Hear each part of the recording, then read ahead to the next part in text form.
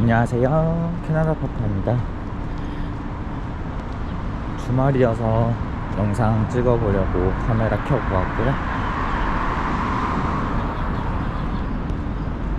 지난주 일부 토론토 셰퍼드 일대에서 정전 소식이 있었어요. 그래서 제가 듣기로는 이 해당 부근에 위치한 사무실이나 아파트, 콘도 모두 전기가 들어오지 않았다고 들었습니다. 현재는 모두 복구된 것으로 알고 있고요.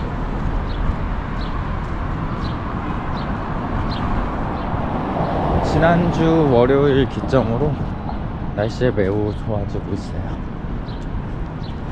사람들도 라드 많이 하고 있고,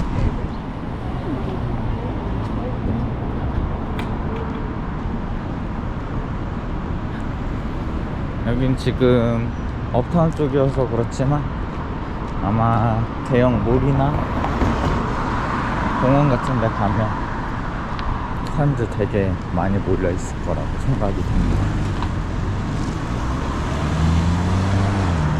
시원한 거 한 잔 사서 이제 영상 찍을 곳으로 이동해 보겠습니다.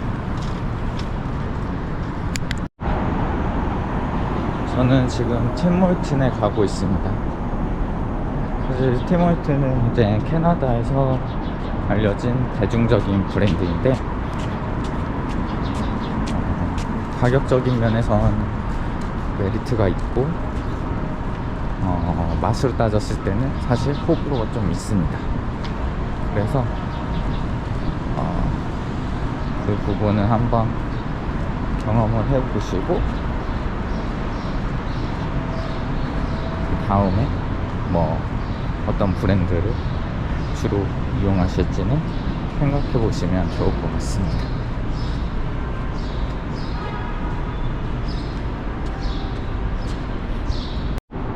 팀몰튼 앱을 잠깐 보여드릴게요. 이렇게 신규 가입하면 이렇게 저렴한 가격으로 이용할 수 있도록 하는 여러가지 딜들이 있습니다. 그래서 오늘 날씨가 더워서 아이스캡 하나 사서 한번 이동해 보도록 하겠습니다. 네, 주문을 해 보았고, 이렇게 오더 코너에서 주문하고 픽업해서 받으면 됩니다. 그래서 저는 지금 아이스캡 오더해서 기다리고 있습니다.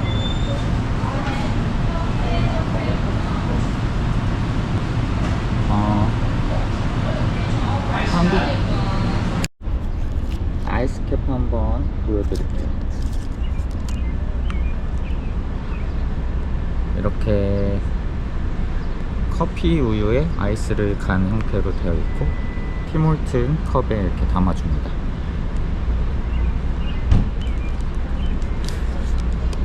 저도 자주 먹지는 않지만 여름에 가끔 생각나서 먹는데, 우리나라에서 쉽게 생각하시면 더위 사냥의 얼음 가름 맛이라고 생각하시면 될 것 같아요. 그래서 나라 불문하고 달달하고 입에 잘 맞는 것들은 누구나 좋아하는 그런 음료이고 식품인 것 같아요.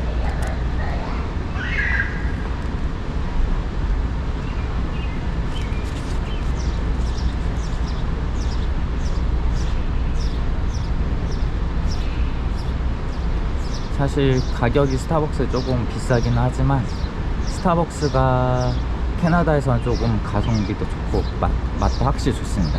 한국에서는 최근에 조금 원두가 탔다고 하시는 분들도 있고, 사실 한국에서는 선택하실 수 있는 이런 카페들이 너무 많기 때문에 경쟁력이 너무 심한 것 같아요.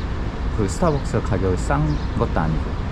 근데 이제 캐나다 여기 토론토에 보시더라도 스타벅스가 역마다 거의 하나씩 있는 거는 아니고요. 간혹 없는 것도 있고, 보통 오피스 많거나 이렇게 사람들 몰려 있는 곳에 있고, 무조건적으로 많다고 볼 수는 없습니다.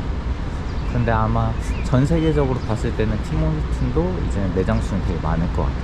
근데 이제 그 둘이 매치를 했을 때 어떤 것에 대한 퀄리티가 좋을지는 사실 개인적인 의견이어서 말씀 못 드릴 것 같아요.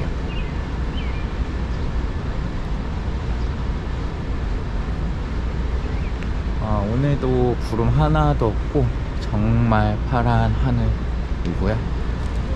그래서 조금 걸으면서 영상도 찍어보고 최근에 또 어떤 근황들이 있었는지, 그리고 어떤 주제 또 여러분들과 소통을 해야 될지 한번 생각해 볼게요.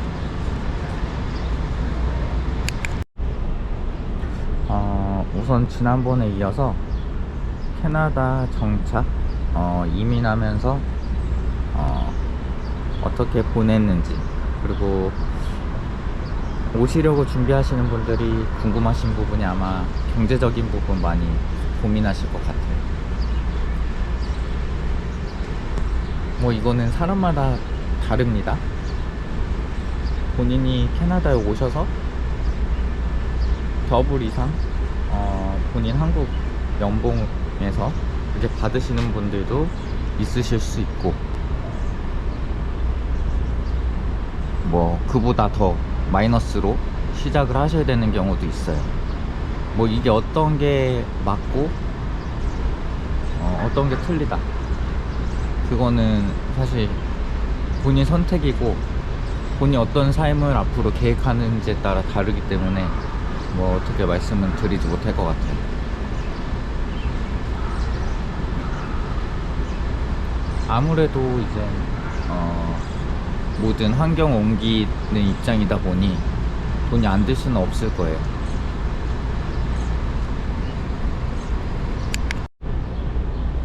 캐나다에 오시기 전에 영주권자나 시민권자가 아니시라면 실질적으로 캐나다에서는 외국인 신분입니다. 그렇기 때문에 어떤 크레딧이라는 것도 이 나라에서 인정받기 힘들겠죠. 한국도 마찬가지입니다. 한국도 신용카드 만들려면 뭐 최소 6개월 이상 4대보험 내는 곳에서 보통 재직을 하여야 되고, 그렇지 않으면 본인 재산이 있거나 다른 재산 증빙을 해야 그에 맞는 크레딧을 제공을 하고, 신용카드도 쓸 수 있고, 뭐 자동차 할부도 할 수 있고, 집을 만약에 살 때 론이 필요하면 대출도 받을 수 있고, 그런 부분은 동일한 것 같습니다. 그런데 이제 캐나다도 마찬가지겠죠. 내가 해외에 자산이 있다고 하더라도 그 자산을 무조건 반출할 수도 없고, 그 사실 증빙할 수 있는 게 한계가 있습니다. 그렇기 때문에 뭐 제로로 시작한다고 보시면 될 것 같아요. 하지만 뭐 여기서 경제활동 하시고 세금 리포트 하시고, 그리고 신용카드 쓰신 거 착실히 갚아 나가신다면 뭐 그거 올리시는 데는 그렇게 어렵지 않을 거예요.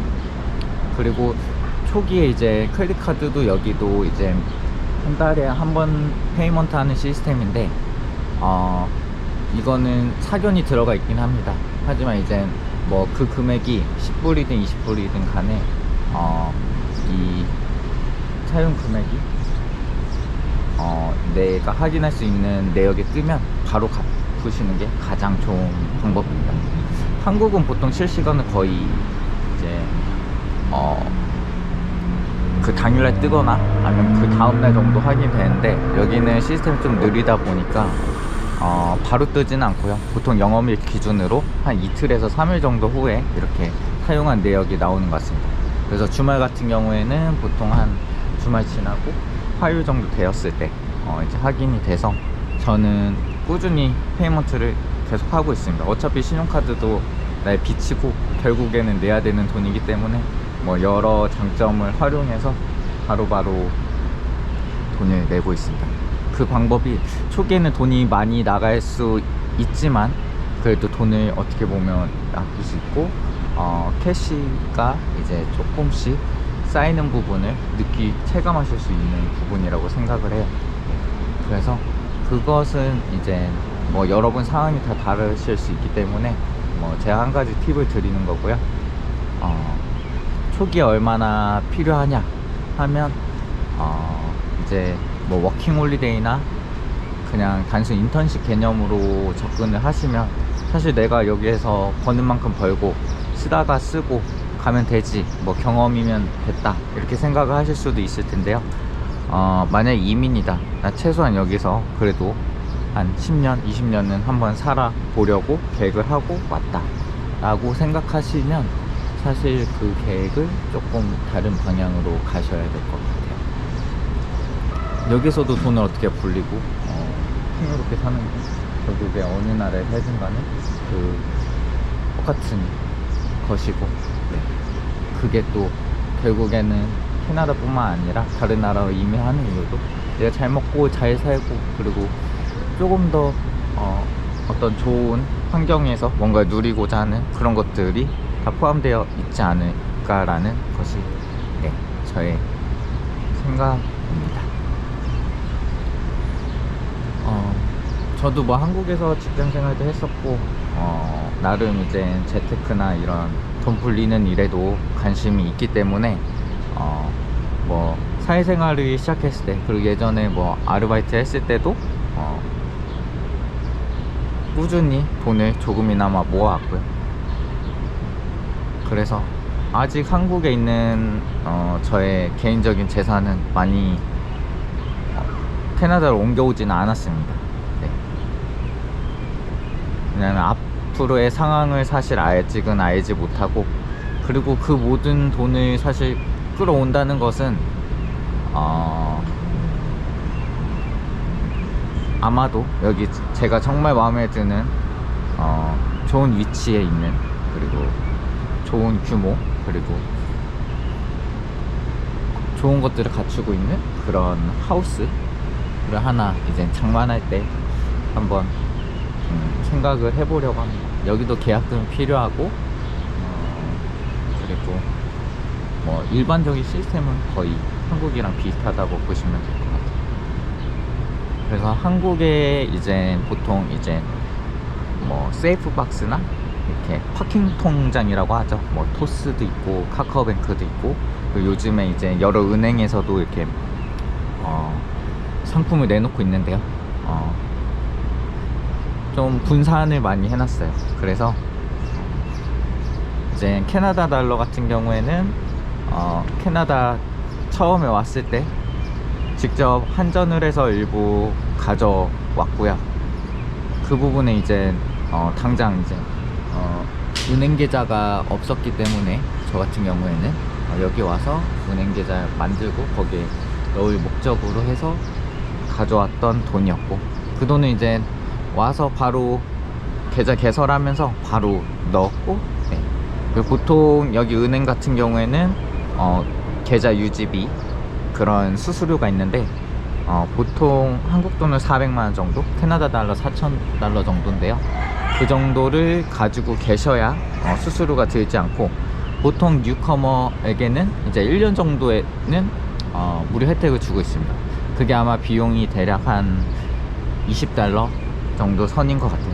뭐 2만원, 1년에 2만원이면 그게 뭐가 대수롭냐 할 수 있겠는데, 한국식 정서로는 사실 내가 내 돈을 맡겨놨는데 돈을 가져간다? 이거 좀 맞지 않는 부분이라 전 차라리 제가 주거래하는 은행에 돈을 넣어 두었고, 그렇게 해서 앞으로도 활용할 예정입니다.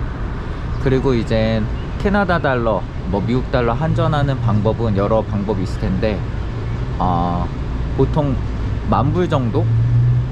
1회에 입국하실 때 10,000불 정도는 허용이 됩니다. 뭐 이게 어떻게 걸리냐, 이 부분 전 잘 모르겠는데요. 제가 그렇게 해보지는 않아서.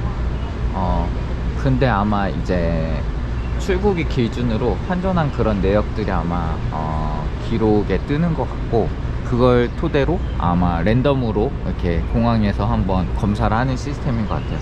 그래서 뭐 그런 불법적인 일은 생각할 필요도 없고 해서 나한테 득이 될 것도 없기 때문에 하지 마시고요, 절대로요. 네.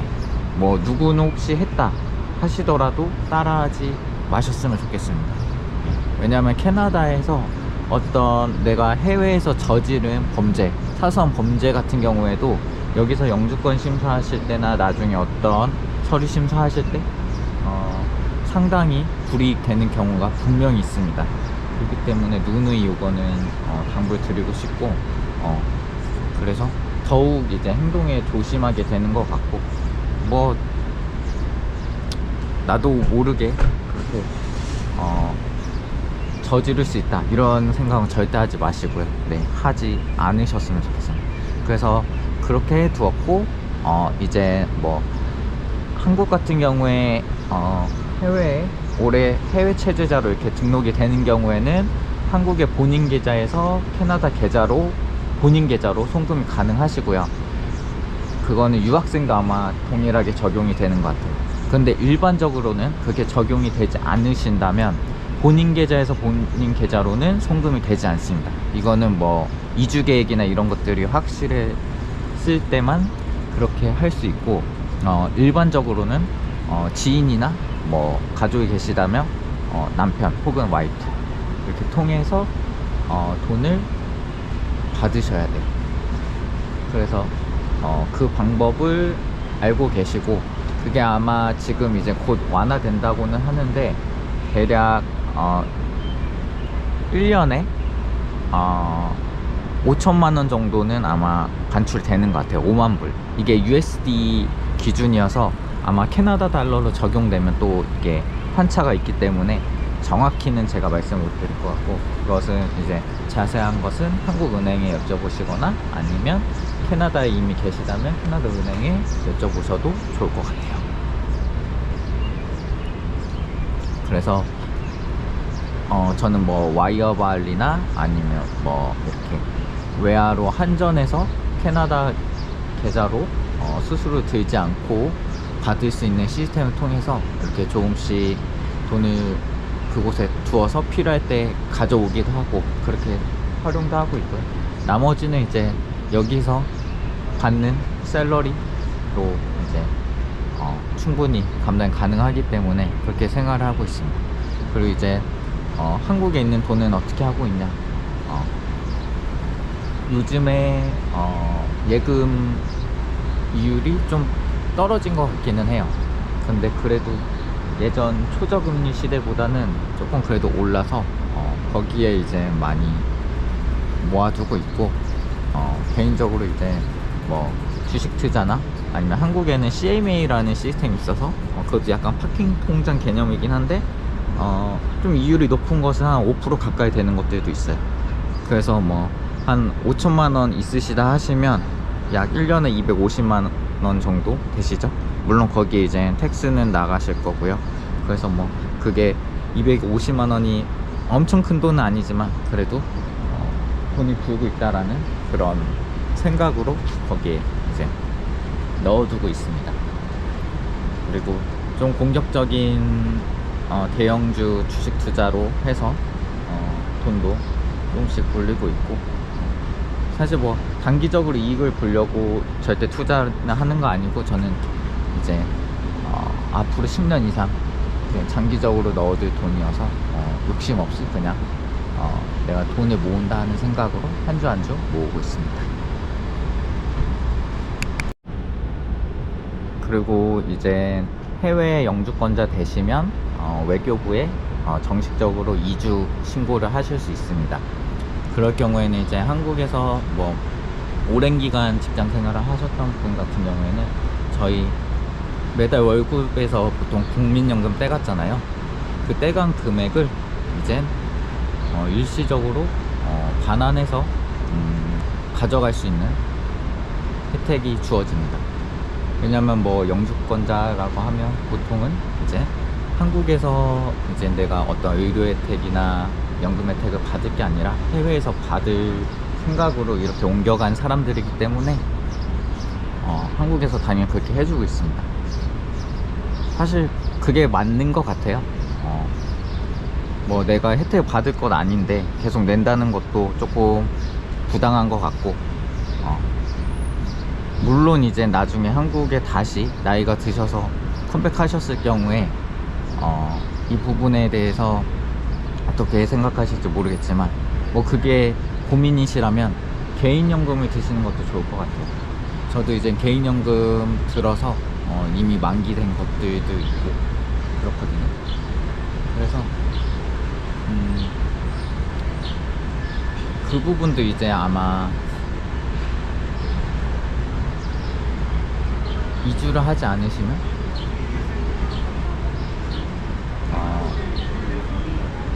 환수받거나 조금 빼내기에는 아마 수수료가 일부 있는 걸로 알고 있어요. 나라에 내는 이제 세금 그게 한 16% 정도 되는 걸로 아는데, 아마 이제 해외에 오래 계신 게 확인이 되면 이런 관련 서류를 제출을 하게 되면 한 4%에서 5% 정도만 제출을 하고, 제출이 아니라 이제 차감을 하고 나머지 금액은 가져갈 수 있는 것으로, 네, 그렇게 알고 있습니다. 그래서 그런 부분도 이제 미래를 생각하고 계신다면 그렇게 좀 계획을 하셨으면 좋겠어요. 그래서 아마 저는 당분간은 이제 대부분의 가지고 있는 재산을 그렇게 활용을 할 것 같고요. 여러 가지 팁이 있긴 한데 CMA 계좌가 제일 좋은 것 같아요. 캐나다에는 그런 비슷한 시스템은 없고 Tax Free Saving Account라고 해서 이제 일정 그 캡에 있는 그만큼의 돈에 관해서는 이득에 관해서도 세금을 물지 않고 뭐 그런 시스템이 있긴 한데, 이거는 한국에 좀 다른 시스템이고 CMA가 아마 그나마 좀 돈을 불리기에는, 안정적으로 불리기에는 좋은 상품이 아닐까라는 생각을 합니다. 근데 여기서 주의하셔야 될 거는 한국에서 발생한 세금도 캐나다의 합법적인 신분이시라면 리포트를 하셔야 합니다. 그래서 덜 낸 세금이 있으면 더 내셔야 되고요. 만약에 한국에서 이미 낸 세금이 충분하다 라고 하시면 캐나다에 별도로 추가적으로 내실 필요는 없습니다. 하지만 리포트는 하셔야 돼요. 그래서 그게 중요한 부분이어서 놓치지 마시고, 그리고 한국에 집 처분 안 하시고 뭐 세를 주셨거나 세입자 계셔서 그 돈을 받아서 발생하는 비용들도 이것도 포함이 되니까 큰 돈이든 작은 돈이든 우선은 보고를 하시는 게 좋으실 것 같아요. 그래서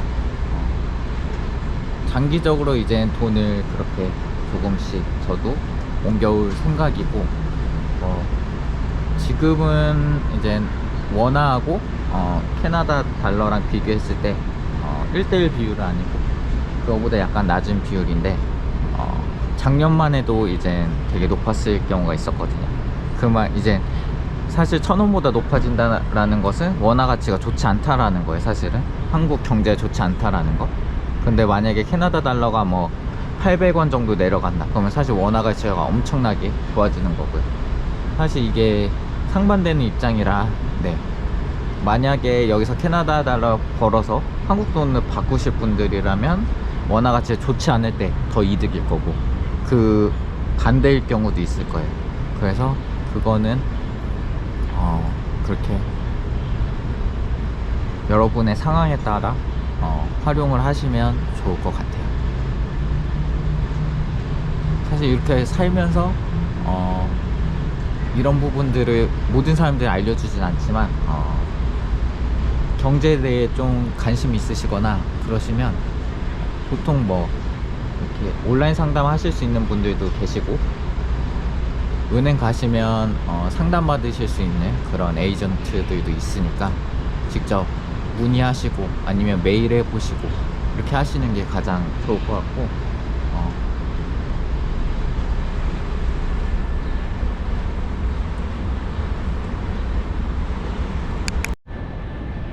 제가 느끼는 거지만 여기도 뭔가 물어보지 않으면 누군가 다 알려주지는 않는 시스템인 것 같아요.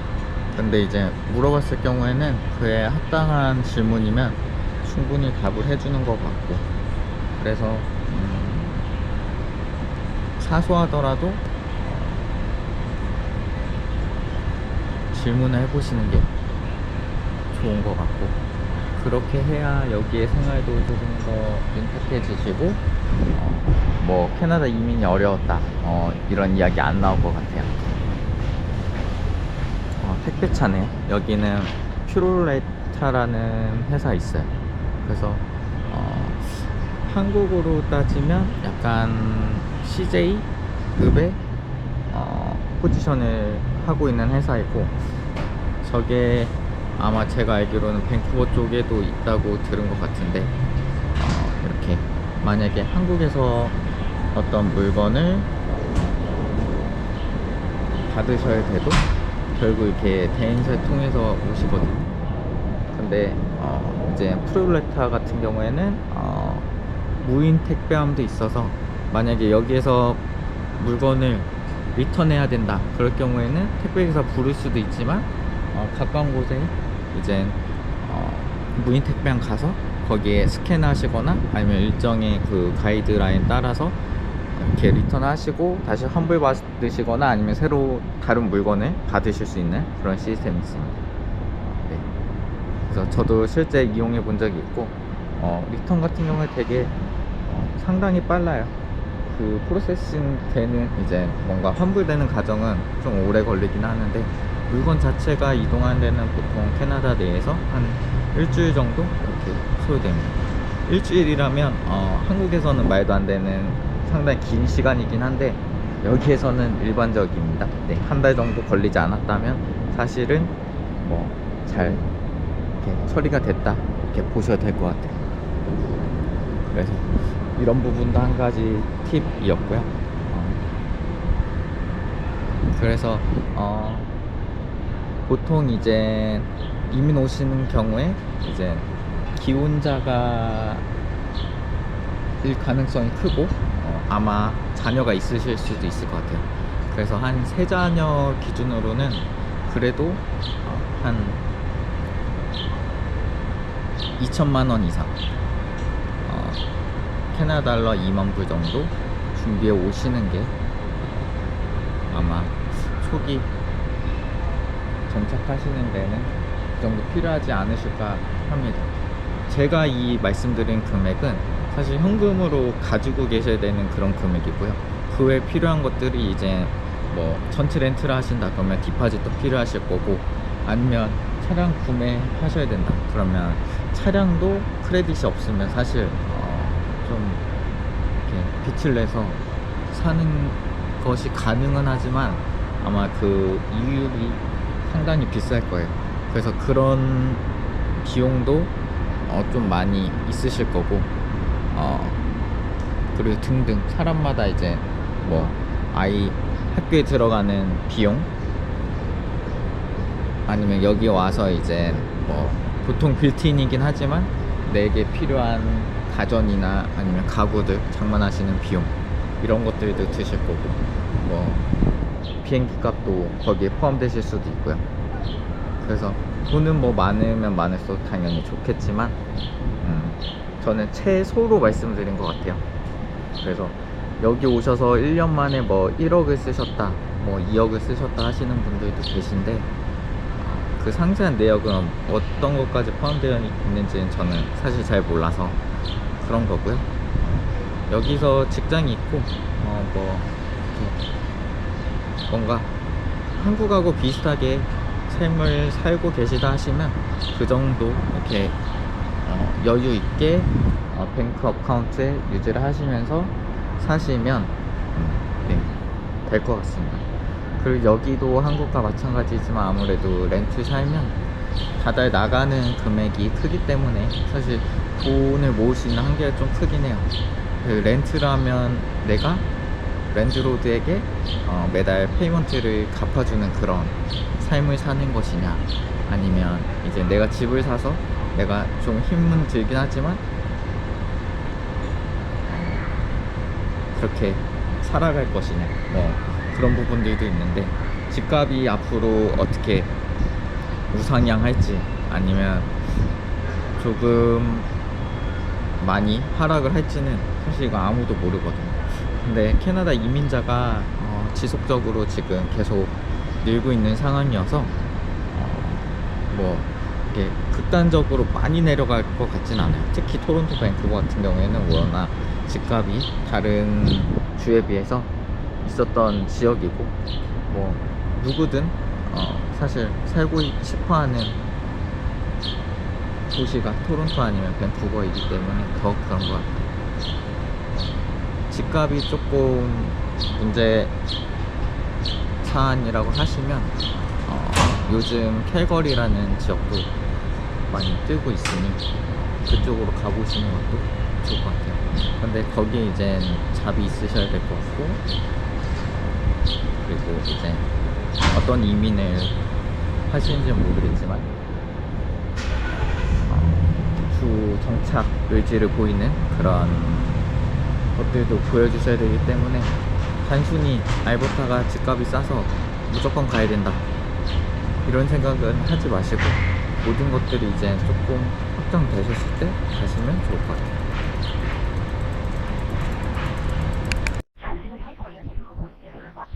네. 컨텐츠 마무리하면서 짧게 말씀드려볼게요. 이민이라는 게 단순히 돈 많이 들고 귀찮은 아니면 불가피하게 해야 되는 이렇게 절대 생각하지 마시고, 인생의 배움이잖아요. 더욱 앞으로 더 글로벌 해석하고 저희 다음 세대 더 좋을지 모르기 때문에 저는 이민이라는 것도 하나의 이제 여행의 영역이지만 나의 삶을 배워가는 과정이라고 생각하는 것처럼, 그래서 포기하지 마시고 너무 절박하게